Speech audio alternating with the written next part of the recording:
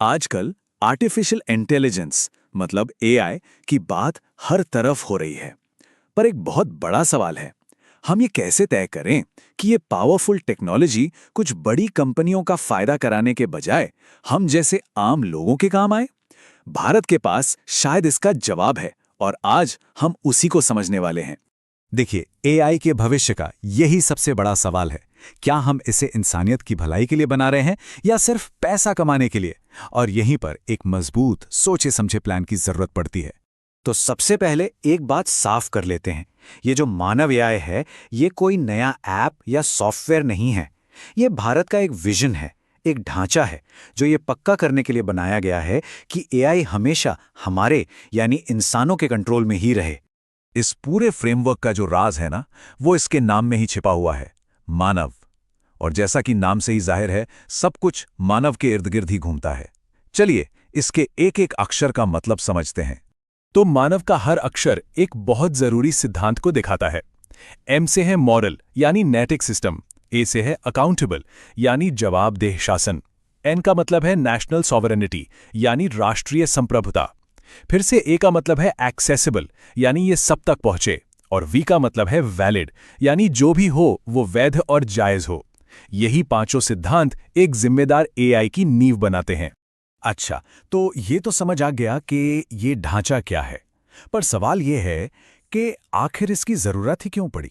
दरअसल इस मानव विजन के पीछे 3 बड़े लक्ष्य हैं। पहला और सबसे बड़ा लक्ष्य, एआई को इंसानों की भलाई के लिए बनाना। जरा सोचिए, एक ऐसा एआई जो डॉक्टरों को बीमारी जल्दी पकड़ने में मदद करे या फिर बच्चों को बेहतर तरीके से पढ़ाए।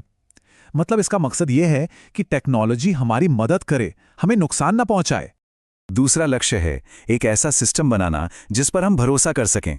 इसका मतलब ये हुआ कि हमारा जो डेटा है वो सुरक्षित रहे, एआई जो भी फैसले ले वो पारदर्शी हों, हमें समझ आए कि वो फैसले कैसे लिए गए, और सबसे जरूरी, गलत जानकारी या किसी भी तरह के भेदभाव को रोका जाए। और तीसरा लक्ष्य है देश का डेटा देश में ही रहे। इससे होगा ये कि हम बाहरी कंपनियों पर कम निर्भर रहेंगे और डिजिटल दुनिया में आत्मनिर्भर बन पाएंगे। सीधी सी बात है, कंट्रोल हमारे अपने हाथों में होना चाहिए। ठीक है, थ्योरी तो बहुत हो गई, अब देखते हैं कि असल जिंदगी में इस फ्रेमवर्क का हम सब पर क्या असर पड़ सकता है। सबसे पहले बात करते हैं देश के युवाओं और छात्रों की। मैना विजन का एक बहुत बड़ा मकसद इनके लिए नए रास्ते खोलना है। इस सोच के साथ छात्रों को एआई सीखने के और बेहतर मौके मिलेंगे। जो युवा अपना काम शुरू करना चाहते हैं, उनके स्टार्टअप्स को बढ़ावा मिलेगा और ऐसी स्किल्स तेजी से सिखाई जाएंगी जिनसे नई नौकरियां पैदा हों। युवाओं के बाद अब बात करते हैं उन सरकारी सेवाओं की जिनका हम रोज इस्तेमाल करते हैं। ये एआई फ्रेमवर्क उन्हें कैसे और बेहतर बना सकता है। देखिए, उम्मीद ये है कि एक जिम्मेदार एआई से हमारी स्वास्थ्य सेवाएं बहुत बेहतर होंगी, शहरों की प्लानिंग सुधरेगी, सरकारी काम ज्यादा तेजी और ईमानदारी से होंगे, और तो और खेती भी आधुनिक बनेगी।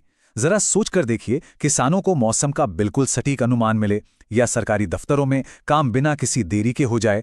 तो कुल मिला के मानव फ्रेमवर्क का एक ही बड़ा लक्ष्य है, एक ऐसा भविष्य बनाना जहां टेक्नोलॉजी हमारे लिए काम करे, ना कि हम टेक्नोलॉजी के लिए।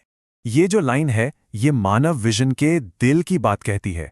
लक्ष्य बिल्कुल साफ है, एक ऐसी टेक्नोलॉजी बनाना जो हमारे मूल्यों का, हमारी इंसानियत का सम्मान करे, ना कि सिर्फ मुनाफे के पीछे भागे।